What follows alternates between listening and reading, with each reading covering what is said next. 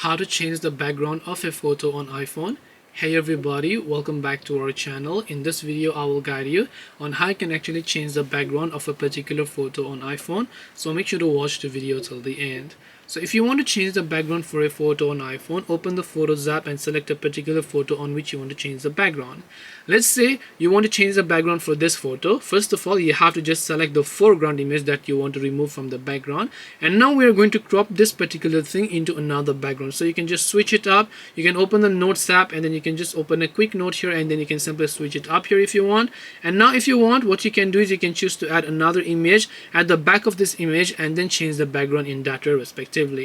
This way you should be able to go ahead and then change the background of an image on your iPhone. Hope this video was very helpful to you guys, and if it did help you, make sure to leave a like and subscribe to our channel. If you have got any questions, feel free to leave them down below. Thank you for watching till the end of the tutorial, and see you soon in the next video.